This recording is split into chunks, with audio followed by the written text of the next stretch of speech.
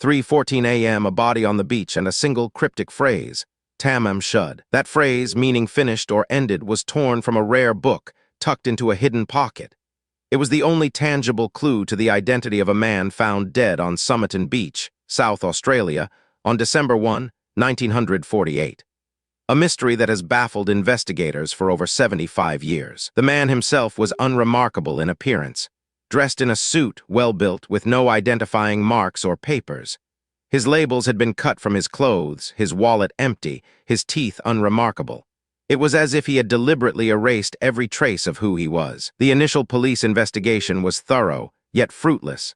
Despite a full autopsy, the cause of death couldn't be definitively determined. No signs of struggle, no obvious poison, just a quiet, sudden end on a peaceful beach. But the mystery deepened when, months later, a suitcase was found at the Adelaide railway station, checked in the day before the man's death. Inside, more clothes with cut labels, a tie, and a strange, stenciled pattern on a coat. Then came the Rubaiyat of Omar Khayyam. A local man discovered a rare edition of the book thrown into his car. From this book, the Tamam Shud phrase had been precisely torn.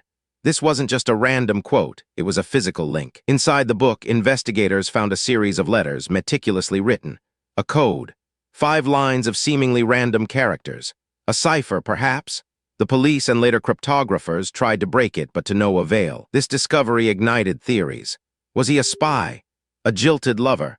The intricate nature of the code, the deliberate removal of identification, pointed towards something far more complex than a simple, tragic accident. One key development involved a nurse named Jessica Thompson, who lived near Somerton Beach.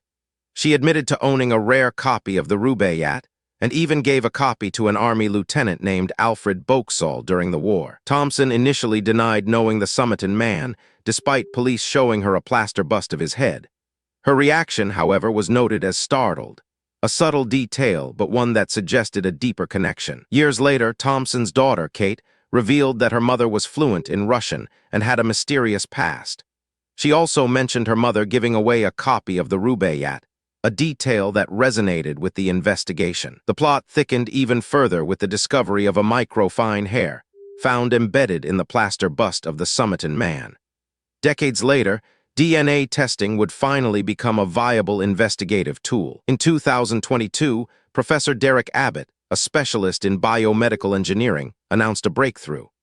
Using DNA extracted from that hair, he identified the Somerton man as Carl Webb, a man born in Melbourne in 1905. This wasn't a random guess.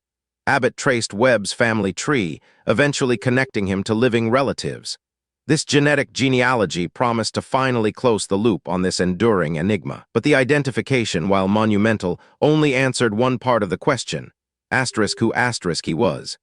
It still didn't explain why he was on Somerton Beach, how he died, or the meaning of the cryptic code. Carl Webb, it turned out, had a history as an electrical engineer and baker. He was also married and had a complex personal life, including a separation from his wife, Dorothy. She later moved to Butte, South Australia. The connections to Jessica Thompson, or Jestin as she was known by some, became even more intriguing. Was there a romantic entanglement, a secret child? The timeline of Webb's life intertwined with hers in suggestive ways. The prevailing theory now suggests a love triangle. Webb, separated from his wife, potentially developed feelings for Thompson.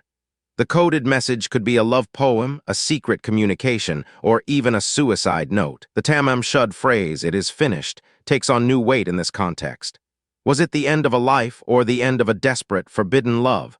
The Rubaiyat itself often speaks of seizing the day, of fleeting pleasures and inevitable ends. Despite the identification of Carl Webb, the case is far from closed. The cause of death remains elusive. The code remains unbroken.